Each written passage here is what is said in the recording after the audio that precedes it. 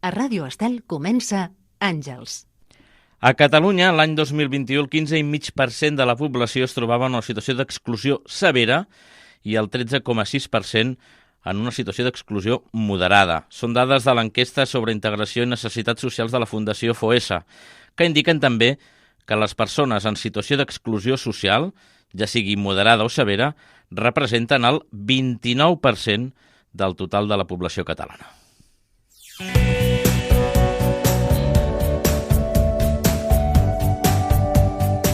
Tots els diumenges a 8:45 del vespre, Àngels, amb David Serra. Bona tarda a totes i a tots. 18 de setembre de 2022 comencem una nova edició d'Àngels aquí a Ràdio Estel, el programa que dona veu a totes aquelles entitats, a totes aquelles persones que treballen per al tercer sector social i que està impulsat per la Fundació Llegat Roca i Pi. Un programa que fem el Joan Andreu Parra a la producció, la Paula Moreno dominant i controlant, com sempre, tots els botons, i qui us parla, jo mateix.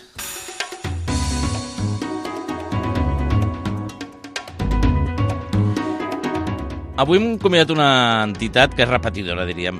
De fet, ens va acompanyar la temporada passada un parell de vegades i la primera d'aquestes dues vegades que va venir va ser, curiosament, el segon programa. De fet, per tant, com avui, segon programa d'aquesta nova temporada, també els hem volgut convidar. I és que a l'Àngels ens agrada, doncs, repetir, ens agrada convidar les vegades que faci falta a totes aquelles persones, a totes aquelles entitats, doncs, que fan excel·lentment la seva feina, que dediquen els esforços que faci falta i encara més pensant en la gent que ho necessita. I és per això que avui, doncs, ens acompanya de nou la Fundació Ateneu Sant Roc, no tota ella sencera, ara presentarem qui la representa.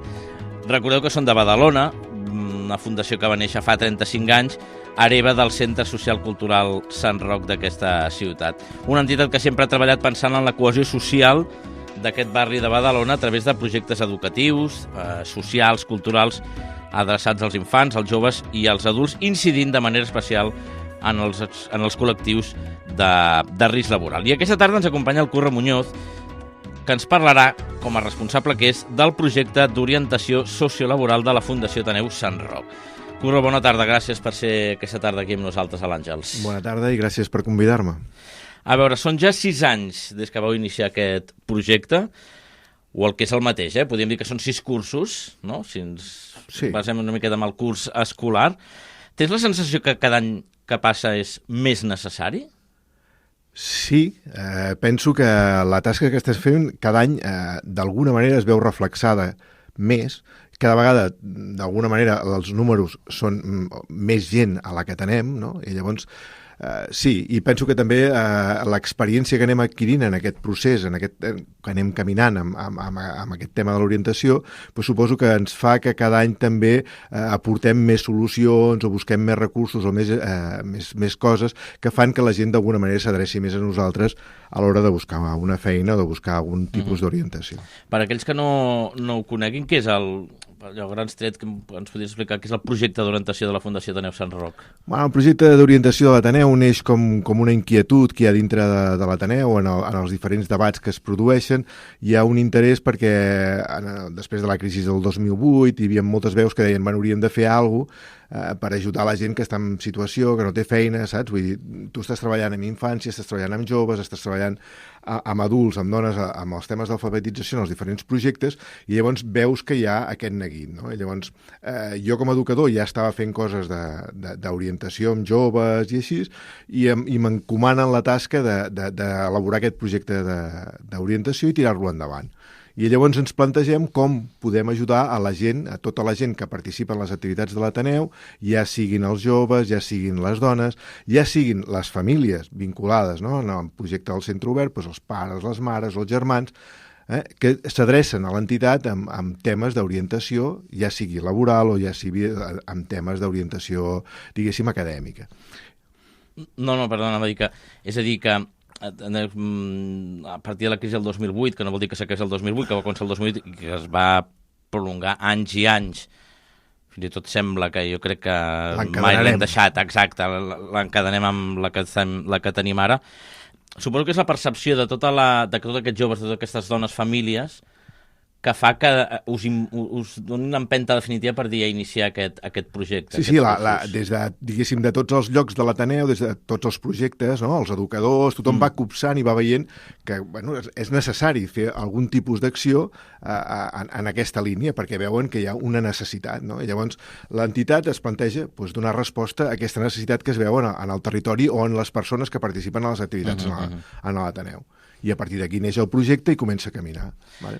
Hi ha uns objectius generals, per exemple, com és el fet d'acompanyar aquest procés de recerca de feina, com que ens comentaves, però clar, també llegint així doncs, una miqueta tot, també els objectius més específics, m'ha cridat l'atenció un que és tan important i que potser no el tenim tan present, que és d'orientar aquestes persones, aquestes dones, aquests joves, aquestes famílies, sobretot joves, m'imagino, que són els que inicien aquesta vida laboral, i de treballar, entenc, amb els assistents, que ara ens ho explicaràs, que trobin la feina que més s'ajusti a les seves, ja no necessitats, perquè necessitats són totes, sinó a les seves inquietuds, el que els agrada. No allò de, jo vull treballar, i a més ho dieu molt clar, no?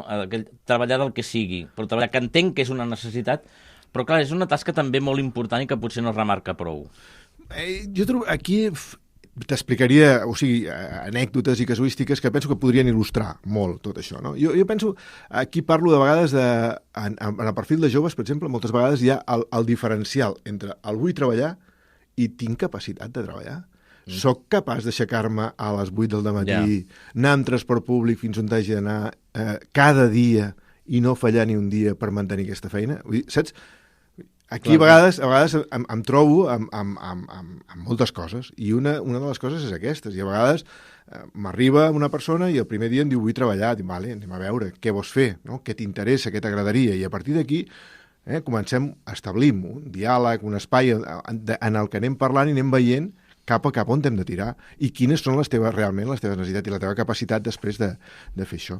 Però això amb tots els, diguéssim, els diferents perfils amb els que treballem. No, però és interessant això que dius, perquè clar, potser la gent que no està acostumada a treballar ho desconeix totalment, això. O que no té referències a casa seva, o sigui, persones que ningú a casa encara ha treballat i sempre han viscut dels serveis socials, de tenir una paga, saps, una renda mínima, el que sigui, no? Llavors, clar, no hi ha aquests hàbits. Tot això no hi és i funcionen d'una altra manera. Llavors, clar, tot això s'ha de vestir.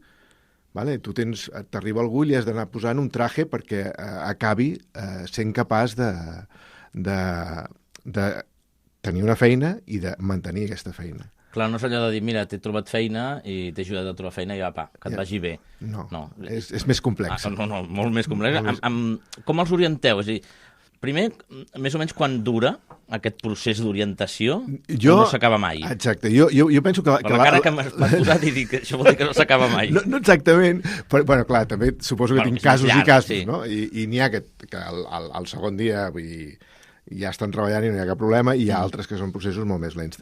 Llavors, depèn molt de cada cas i de cada circumstància. Llavors, jo també el que faig és adaptar-ho, no? Adaptar-ho a cada persona, una mica adaptar o sigui, fer un anàlisi, veure realment què és el que necessita i a partir d'aquí començar a treballar i començar a fer coses, no? És a dir, la vostra, com a Ateneu, com la Fundació Ateneu Sant Roc, és una tasca més d'acompanyament social i amb aquest curs que feu tot tipus de tasques, no?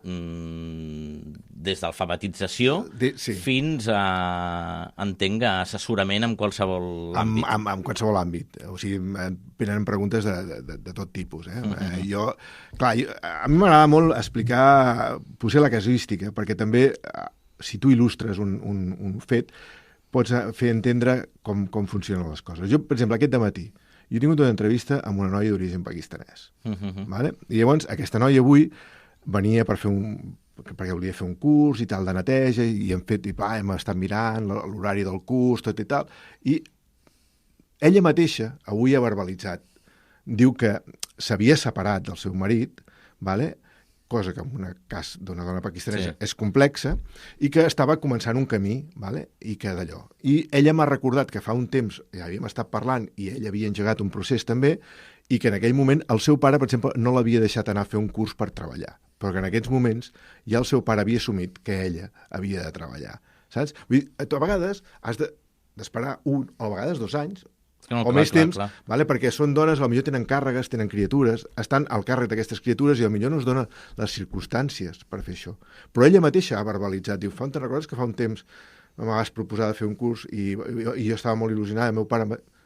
Dius, però veus com les circumstàncies han canviat? A vegades hem d'esperar que tot el que... Clar, tu no pots canviar totes les circumstàncies a nivell vital d'una persona i no pots canviar la manera de pensar, potser d'una família d'origen pakistanès en què a vegades els pares no volen que les filles treballin o les dones vagin a treballar. Saps? Totes aquestes coses han de seguir processos una mica més lents. I l'aprenentatge, el que comentaves, no? Que si a més tenen fills al seu càrrec, que sempre han estat al seu càrrec i li han dedicat perquè no podien treballar o no les deixaven treballar i ara...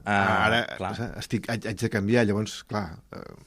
Sí. Clar, llavors jo l'he adreçat a fer un curs, en aquest curs ella aprendrà a fer una sèrie de coses, aquest curs hi ha la possibilitat que hi hagi una sessió final del curs, si el curs funciona, si ella, saps, fa bé el curs i l'aprofita, al final té la possibilitat de fer unes pràctiques, es dona a conèixer i potser té l'opció d'entrar a treballar. Vale?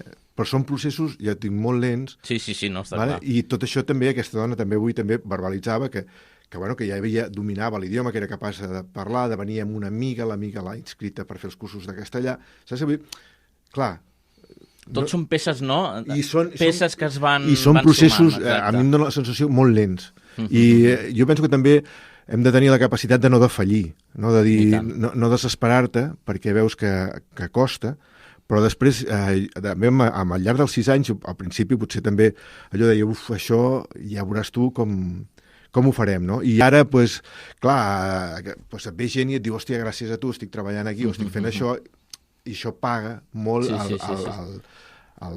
la teva feina, a la teva tasca, el que estàs fent aquí i aquest caminar al costat de la gent, que moltes vegades has de tenir molta paciència i no defallir i seguir fins a aconseguir l'objectiu, no? Suposo que per això dieu... Està escrit al web, en aquest apartat on parla d'aquest projecte d'orientació sociolaboral, subratlleu que el camí no ha estat fàcil, però que heu d'estar molt orgullosos del que heu aconseguit en aquests 6 anys, i suposo que és tot això, no? I aquest contacte directe i que us transmeten també aquest feedback que rebeu per part d'ells. Clar, jo aquest any, per exemple, estic supercontent i em penso que aquest any són 10 persones que s'han insertat laboralment, no? Amb un projecte tan petit com el meu, que és com molt... saps? Molt fet a mida a l'entitat, en el que sí que participa molta gent perquè implico a tothom qui puc en l'entitat, tot i que sobre mi cau la responsabilitat, però no m'agrada treballar sol, saps? I penso que l'entitat té això, no? Que a l'Ateneu hi ha molta gent. I llavors el que fas és intentar implicar tothom. I en aquest procés, hòstia, a poc a poc, saps, com una taca d'oli et vas estenent, vas vinga, i vas aconseguint que les coses surtin. És molt difícil, però anem fent. Però seria impossible si defalléssiu. Sí, evidentment. No, de fet, estic molt content. Hi ha una cosa que vull explicar. Jo estic molt content, per exemple, treballo molt amb dones grans, amb temes d'ensenyar la llengua, català i castellà. I aquí sí que detecto molts casos de dones que venen formades del seu país, dones que venen de la Índia, que venen del Pakistan o que venen del Marroc i tenen estudis universitaris. Vale? I cauen allà a l'Ateneu per aprendre l'idioma. I llavors, quan detectes un cas d'aquests, també els has d'obrir els ulls, de dir-los, a veure, vosaltres ja teniu una formació, ja teniu una base. Aquesta base, encara que la tingueu en una altra llengua, si aquí aprofiteu, saps? I llavors, per exemple, els ajudo a homologar, per exemple, els estudis de batxillerat. Amb una homologació dels estudis de batxillerat poden entrar a fer un grau superior. Clar. I teuen un tècnic, no? un certificat de tècnic de grau superior, i clar, la seva posició en el mercat laboral realment canvia. I és una de les coses que estic superorgullós. I en aquestes noies, moltes els ajudo després a fer els deures. I hi ha algun voluntari que se m'ha ofert de dir, hòstia, l'any que ve jo també vull venir a ajudar aquestes dones que estan allà amb tu, saps? Estudiant. Sí. I penso que també és una línia de treball molt interessant, perquè els hi obre un ventall de possibilitats que no només és anar a fer una neteja, saps? Vale, que sembla que estiguin com molt... Exacte, que només puguin fer aquest camí i no, que hi ha moltes possibilitats. No? Llavors, una mica això, no? I també amb els joves i amb els nanos també orientar-los a veure quines són les possibilitats, quines coses poden fer. Vale? Una mica també, a vegades...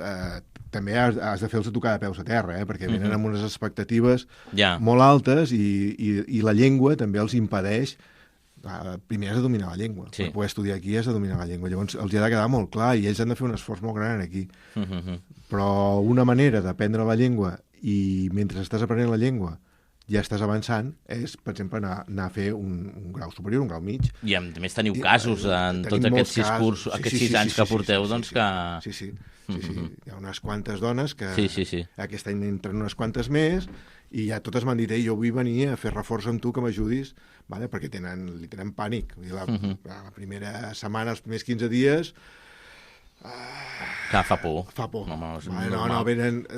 Haig de ser sincer, venen plorant. Vale? I llavors aquí tu has de... A veure, calma, informàtica, vinga, els ordinadors, com funciona, va, hi ha un Moodle, vinga, sentem-nos, anem, mirem, pam, a poc. És que és tan important això que estàs dient, perquè si és important, doncs, pel que entre cometes ho podem tenir més fàcil, perquè ho tenim més fàcil, és així d'injust, que et veus com un abisme, no? Com un món que et desconeixes. Per aquestes persones que amb risc d'exclusió social, per exemple, doncs encara ha de ser més difícil. No? Aquesta por que a nosaltres ens fa por, però és que, clar, posem-nos en aquesta situació, també. Sí, i gent que potser en el seu país han desenvolupat determinades tasques i es venen aquí i es troben en situacions molt desesperants. El nivell d'habitatge és un drama, és un drama, saps? Vull dir, llavors... Clar, es troben en situacions que clar, amb el que guanya el marit no n'hi ha prou per sustentar i pagar el lloguer, i llavors, clar, elles diuen, jo haig de fer alguna cosa. Em temo que aquest és una... Això, el primer programa en vam parlar. La tardor aquesta tan complicada que tindrem, que ens alerten, que ja dic, caldria saber si, a més d'alertar-nos, també s'hi està treballant per intentar que no sigui tan complicat. Parlo d'estaments públics i administracions. Però, clar, tal com ens estan alertant, això us dificulta la feina? És a dir, ho dic en el sentit que, no sé, tinc la sensació que potser hi pot haver més pessimisme, més desesperança per part de la gent interessada. El grau d'estrès, no?, que poden tenir pot ser més alt. I llavors potser plantejaments més a llarg termini, a 2 anys vistes d'un grau superior, per exemple, potser poden quedar estroncats. A veure, jo l'opció, per exemple, els hi plantejo, si no és el moment, ja arribarà, saps?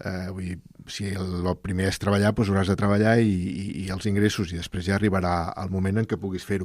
Una cosa és plantejar-los totes les opcions que tenen, i elles després han d'escollir. Clar, aquí les decisions no les prenc jo. No, clar. Els han de prendre elles. I que també se'ls ajuda a prendre aquestes decisions. Sí, elles els han d'assumir elles. Exacte. Són persones adultes i han de prendre les decisions. Jo l'únic que puc fer és ensenyar-los tots els cromos que tenen, totes les possibilitats que poden fer, i a partir d'aquí ells les persones han de ser elles les que prenen les decisions, tant tots. Vull dir, aquí això és una cosa, són persones adultes i elles han de decidir què volen fer.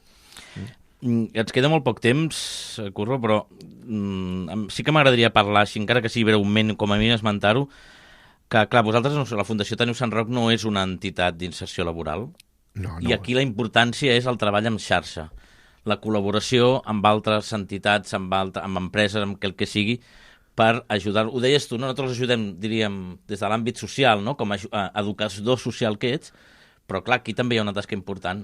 Sí, aquí el pes d'aquesta tasca és el treball en xarxa. O sigui, aquí no és un tema de replicar, de duplicar, de triplicar.